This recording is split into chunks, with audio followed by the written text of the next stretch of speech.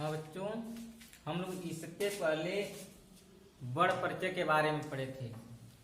आज जो है हम लोग रस के बारे में पढ़ेंगे और रस के परिभाषा, रस के गुण, रस के अंग को आज हम लोग बहुत अच्छे ढंग से समझेंगे और आप लोग शांतिपूर्वक इस वीडियो को बार बार पढ़ेंगे। नहीं समझ में आता है फोन करके मुझसे पूछ लीजिएगा। बच्चों, सबसे पहले हम लोग ये जानेंगे कि रस कहते हैं किसे। सबसे पहले ये जानेंगे कि रस कहते हैं किसे। कहा जा रहा है कि जिसका आस्वादन किया जाए वही रस है, अर्थात काव्य को पढ़ने, सुनने अथवा देखने से जो आनंद प्राप्त होता है उसी को रस कहते हैं। एक इसमें शब्द आए हैं आनंद। जब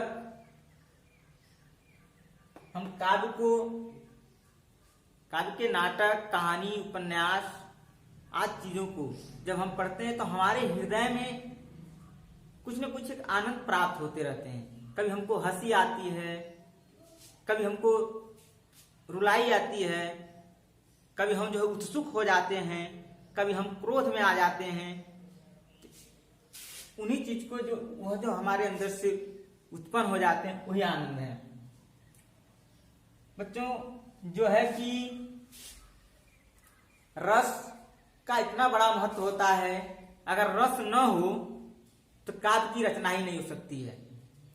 कुछ हमारे आचार्यों ने अपने श्लोक के माध्यम से हम सभी लोगों को बताया है। कहा है कि रसात्मक वाक्यम काव्यम। कहा गया है कि रसात्मक वाक्यम काव्यम। जिस वाक्य में रस होता है वही काव्य है। अगर उस वाक्य में रस नहीं है तो उसे काव्य नहीं माना जाएगा। काव्य को आत्मा माना गया है, रस को काव्य की आत्मा माना गया है। रस का इतना बड़ा महत्व होता है कि उस काव्य की आत्मा माना जाता है। और हमारे भरत मुनि जी ने अपने नाट्य शास्त्र में भी बताया है कि विवाह अनुभाव व्यभिचारी संयोगाद रस निश्चयंत, कि विवाह अनुभाव संचारी भाव के संयोग से ही रस की निष्पत्ति होती है। तो आज हम लोग रस के अंग के बारे में भी जानेंगे कि रस के अंग कुल जो है 4 होते हैं। जैसे अस्थाई भाव, विभाव, अनुभाव और संचारी भाव। कह कि यह रस के अंग हैं। इन्हीं चारों से रस की निष्पत्ति हुई, इन्हीं चारों से रस का उत्पन्न हुआ है, रस बना है। अगर ये चारों में से कोई एक नहीं रहेगा तो वहां रस का उत्पन्न ही नहीं होगा।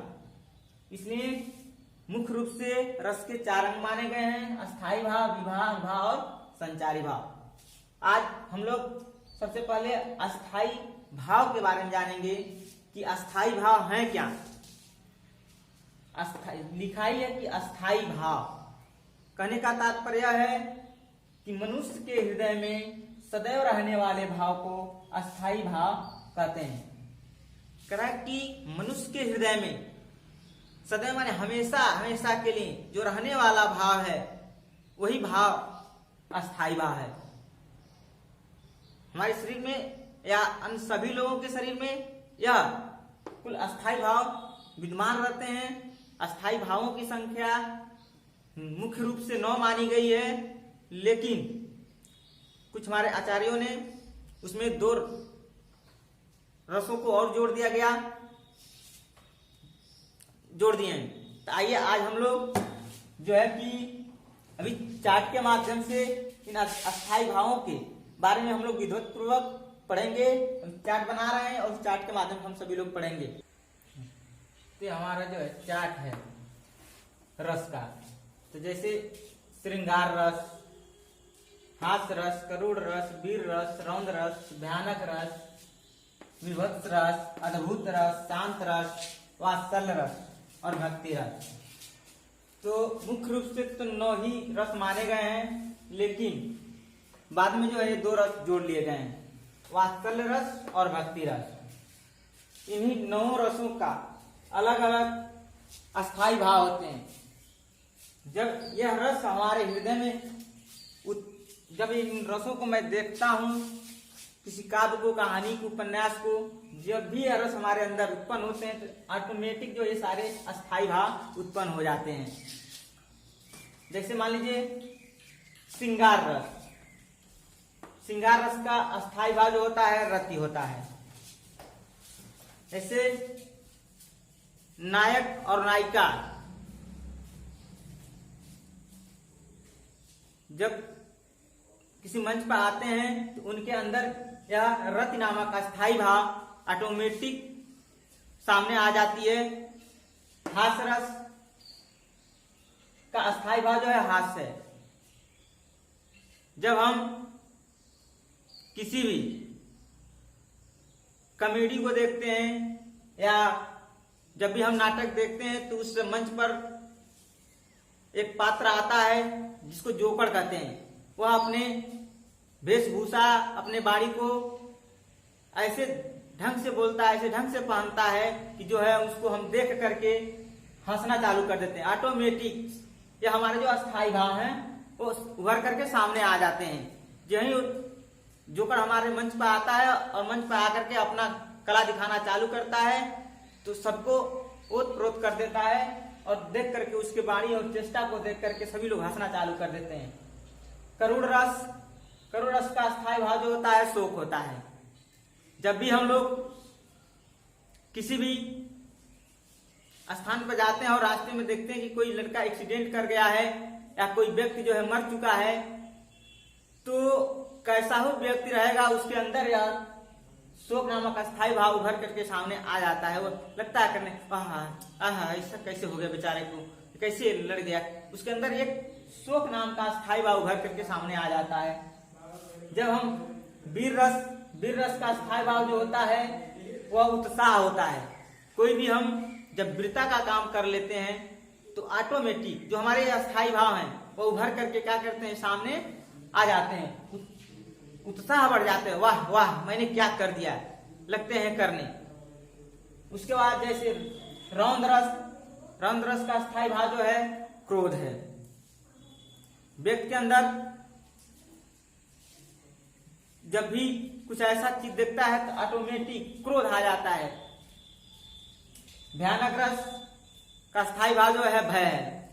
जब भी व्यक्ति कोई भी भयानक चीजों को देखता है, डरावना चीजों को देखता है तो उसके अंदर ऑटोमेटिक क्या होता है, वह भय उत्पन्न हो जाता है। जैसे मान लीजिए हम इस कमरे में हैं और बाहर से कोई सर्प आया और जब हम सर्प को देखते हैं तो ऑटोमेटिक हमारे अंदर से जो अस्थाई भाव हैं भय नाम का वो उत्पन्न हो जाते हैं।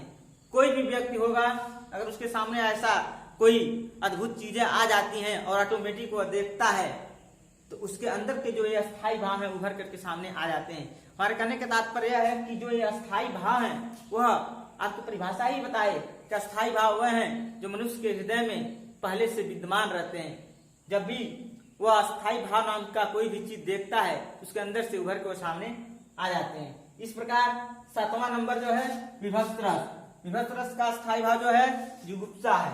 कहने के बाद इसको घृणा कहते हैं। अद्भुत रस का अस्थाई भाव जो है विस्मय है। शांत रस का अस्थाई भाव निर्वेद है। वात्सल्य रस और भक्ति रस, यह 2 रस जो है बाद में जुड़े हैं। तो वात्सल्य रस जो है बच्चों के प्रति प्रेम, वात्सल्य रस का अस्थाई भाव वात्सल्य जैसे बच्चों के प्रति प्रेम, और भक्ति रस जो है भगवत प्रेम, भगवत के प्रति प्रेम होता है। इस प्रकार जो हमारे कुल रसों की संख्या मुख्य रूप से 9 मानी जाती है, लेकिन